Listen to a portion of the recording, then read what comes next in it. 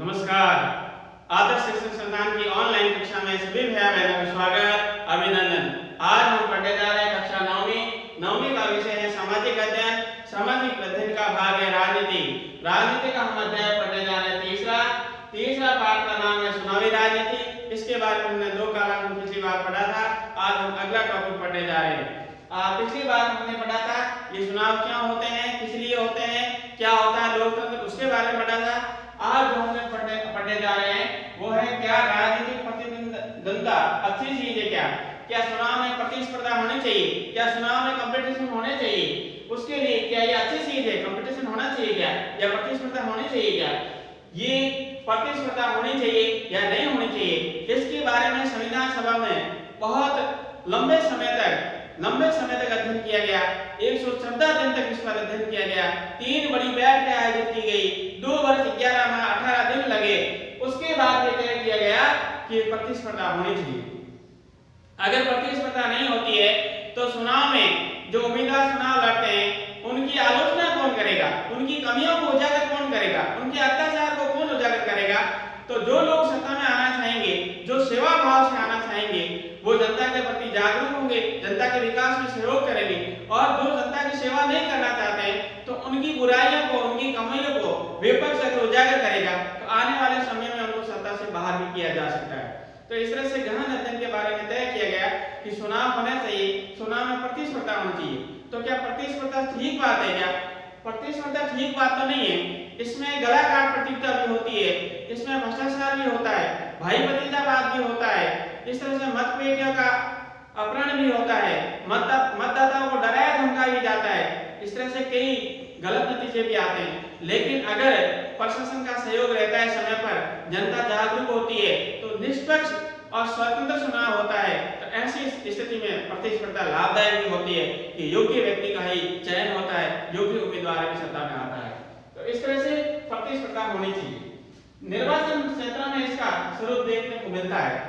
कोई भी निर्वाचन क्षेत्र है, चाहे लोकसभा का क्षेत्र है, चाहे विधानसभा का है, चाहे पंचायती राज का है, उसमें ऐसा होता है। तो यहाँ वहां जो होता है उनको देखने को मिलता है कि किस तरह से एक उम्मीदवार दूसरे उम्मीदवार की बुराइयों को उजागर करता है, उनकी कमियों को उजागर करता है। इससे क्या फायदा होता है जनता को असलियत जानने की महत्वपूर्ण जानकारी मिलती है।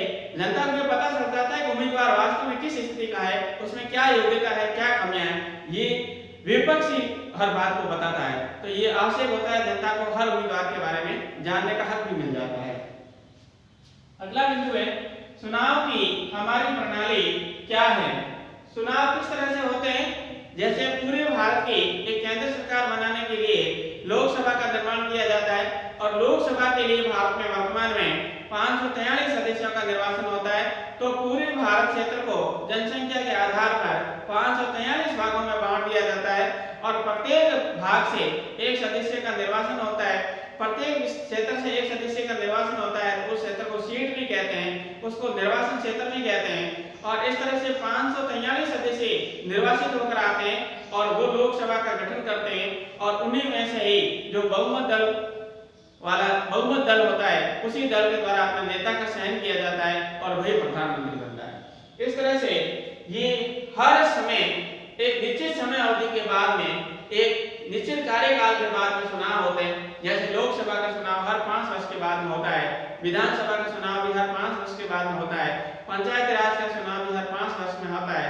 जब ये अभी वर्तमान में हमारे यहाँ पंचायती राज चुनाव चल रहा है, उनकी प्रक्रिया शुरू हो चुकी है।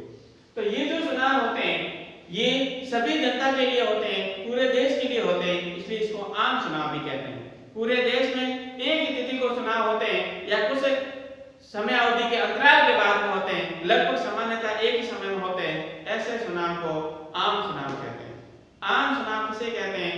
एक ही तिथि को या कुछ समय अवधि के अंतराल के बाद में लगातार चुनाव जो होते हैं पूरे देश भर में या पूरे क्षेत्र विशेष में, तो उसको आम चुनाव कहते हैं। ये लोकसभा के भी हो सकते हैं, विधानसभा के भी हो सकते हैं, पंचायत राज चुनाव भी हो सकते हैं। अगला बिंदु है उपचुनाव। कभी कभी पूरे क्षेत्र में चुनाव न कराकर किसी एक क्षेत्र के लिए, एक निर्वाचित क्षेत्र के लिए चुनाव होता है। वो चुनाव इसलिए होता है या तो प्रतिनिधि के उम्मीदवार के जीतने के बाद में उसका त्याग पत्र देना या उसकी मृत्यु हो जाना या उसे पद से हटाया जाना। ऐसी स्थिति में उसके स्थान पर चुनाव होता है, उसको उपचुनाव कहते हैं।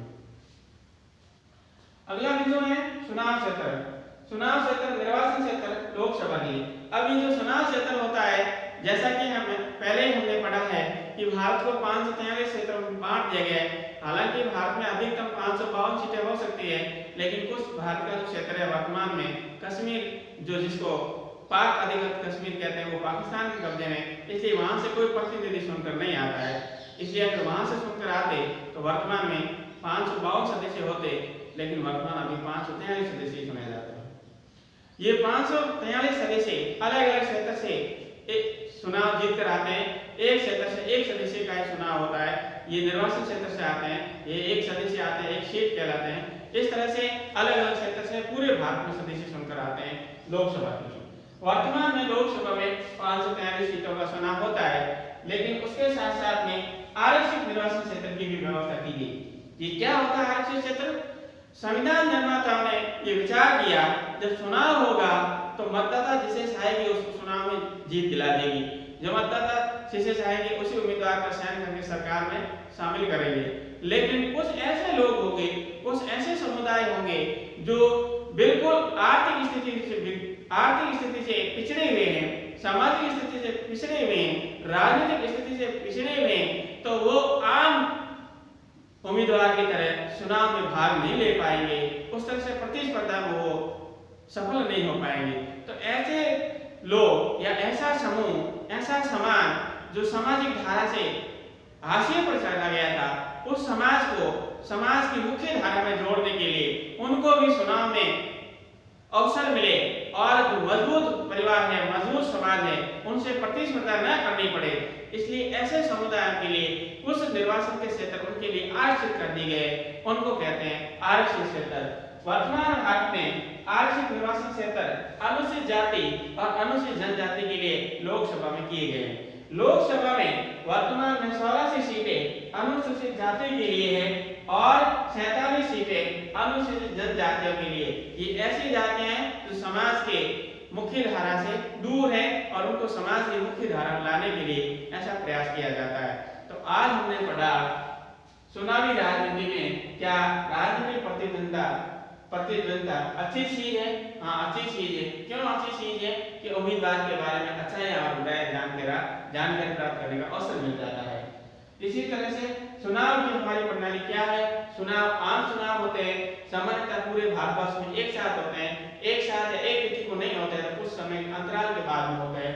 और कभी कभी किसी एक निर्वाचन क्षेत्र के लिए चुनाव होता है, जब पहले वाले उम्मीदवार को पद से हटा दिया जाता है या त्याग पत्र दे देता है या मृत्यु हो जाती है। ऐसे चुनाव को उपचुनाव कहते हैं। चुनाव क्षेत्र किसी निश्चित क्षेत्र में निश्चित जनसंख्या के लिए एक प्रतिनिधि चुनाव होता है। उस चुनाव में 2 या 2 से अधिक प्रतिनिधि भाग लेते हैं, लेकिन एक ही प्रतिनिधि का चयन किया जाता है। वर्तमान में भारत की लोकसभा के लिए 543 सदस्यों का चुनाव किया जाता है।